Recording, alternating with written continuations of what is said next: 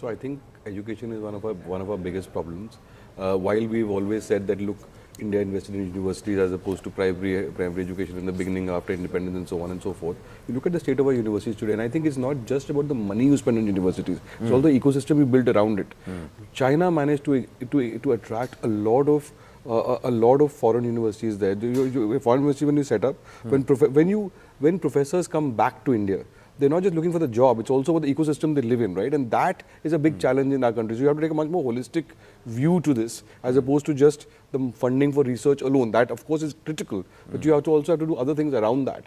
And that ecosystem, if you look at the number of universities in the world and the global rankings, where India features, Indian university features, that tells you a story. Let's bring back this conversation. I know it's early, but I still want to bring back this conversation to that part B, now that you talked about, Nalin.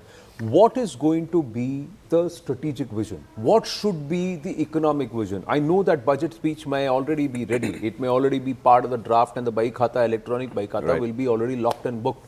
But there can be last minute changes. And I'm just saying, if somebody were watching this broadcast, what are the 3-4 things which you feel will outline a clear strategic vision for Bharat economically over the next 25 years, while taking into consideration the external variables?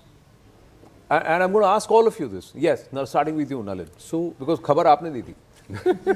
No, look, I'm not going to pretend that we know something more than others, and also that with this government you never know ever, right? Yeah. So until it's done. Yeah. And the budget, of course, is very closely guarded. But look, what my understanding would be that we should look out for something path-breaking on AI. There is an entire vision around AI. There is an AI Impact Summit that's happening, which is a big bet of the Modi government. Yeah. The question is, and I think there's something that you were alluding to, that, and what Saket was talking about big bets, right? And where are we going 20 years down the line? And I think in the last year, we've seen moves on semiconductors, on AI, with Ashwini Vaishnav leading that charge.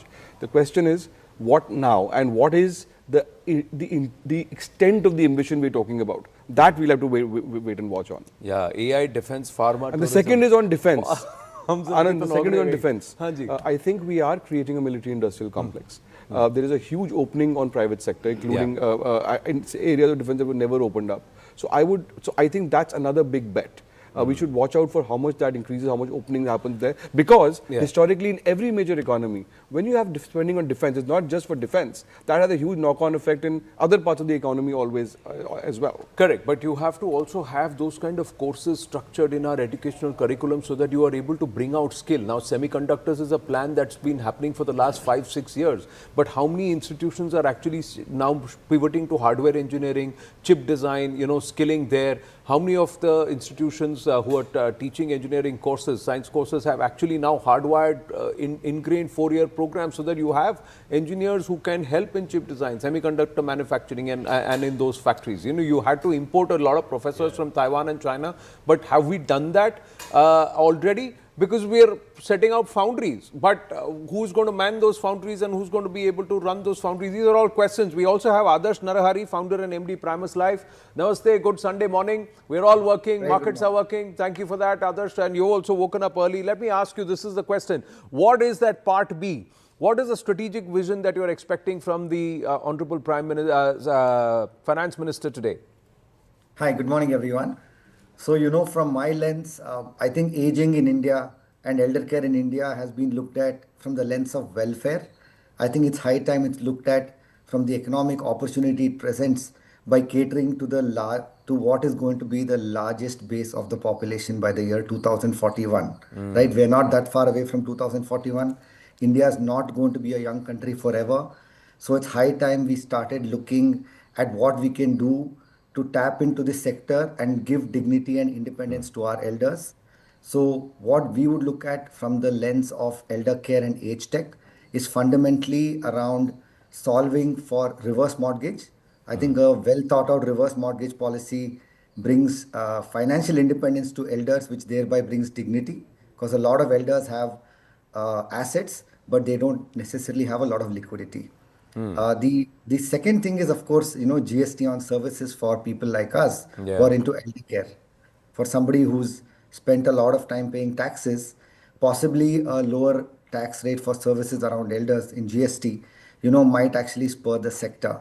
And a third and very important one is the lack of penetration of health insurance for this age group, right? For people above 60, if you're going and trying to get an health insurance today, it can be a massive But I challenge. must tell you, but health insurance for service providers are also not making it attractive. You're only making it far more expensive.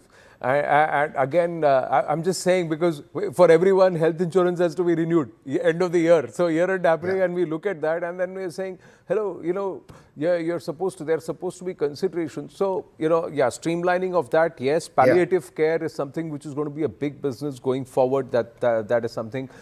Economic opportunity, will that be outlined in the strategic vision? We'll have to see how we take care of our old. China is really struggling right now. But there is also the other conversation as we talk about strategic vision, viewers, and to our guests, just bringing